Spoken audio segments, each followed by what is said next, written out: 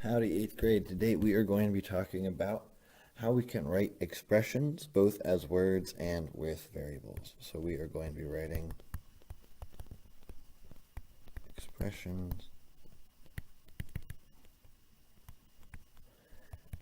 in words and with math. We're basically translating because math is essentially its own subject. I'm sorry, it's not its own subject, it's its own language. So there's really four things we're going to be talking about today, which are our four arithmetic operations. So that's going to be adding and subtracting, and then down below we'll get to multiplying and dividing. And then we'll see what this looks like. So some words that mean adding is going to be more than.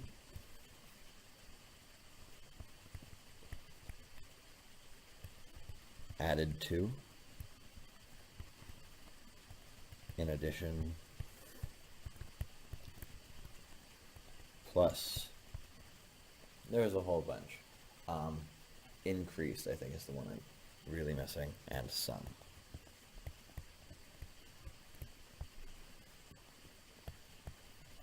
Subtracting doesn't have quite so many, but it still has quite a few. So if you hear less, or if you hear decreased,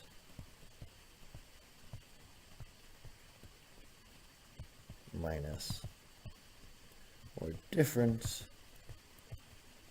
that's probably a clue you will be subtracting. And we'll keep on going. I'm hoping a lot of these are ones we know. We can change color on you, so we can do multiplying and dividing. So some clues that might mean multiply are going to be just the word multiplied. A big one would be product or times. There's not many for multiplied. Same with dividing. We might hear the word quotient.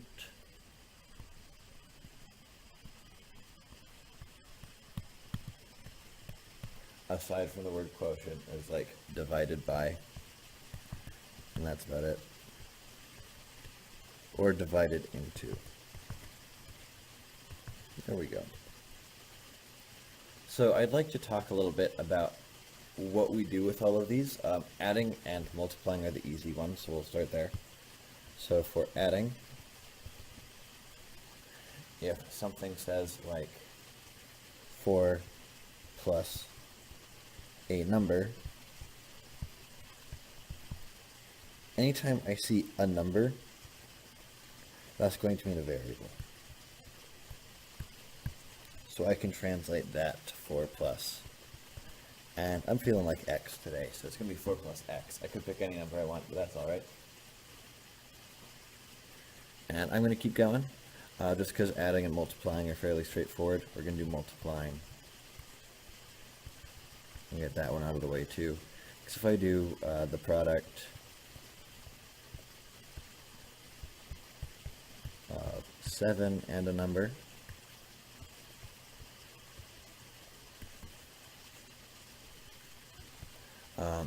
this a number here thing is still going to be a variable. So I'm going to end up not with 4 plus x, which was my answer last time, but now 7, and it's a product, which tells me I'm multiplying, and my variable. So I'm going to pick y this time. And that would be my answer. We'll do a couple more. We're going to go on to subtraction. Subtraction's a little bit tricky because there's two ways it could work. And I want to show you the two different ways. If I ask for 3 less than a number.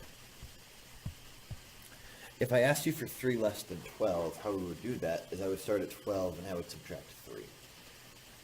So it's going to be the number minus 3. And the best way to do that is to think of a number as a real number. So this is still going to be a variable. But think about or plug in something for the variable,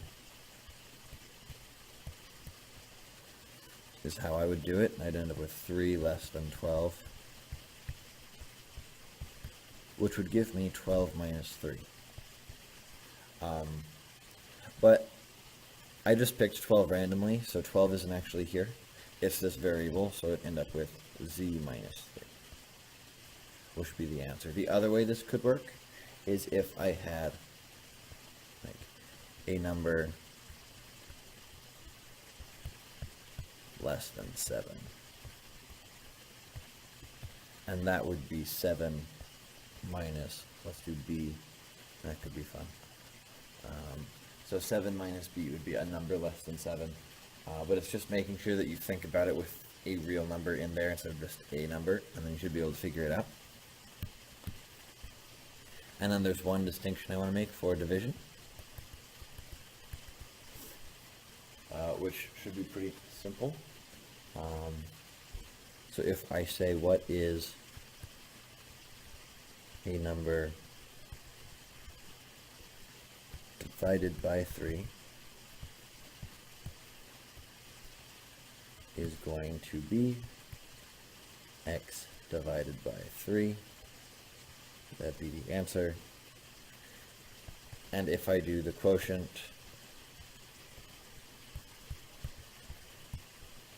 of 5 and a number, what happens there is this one, whatever comes first will be on top.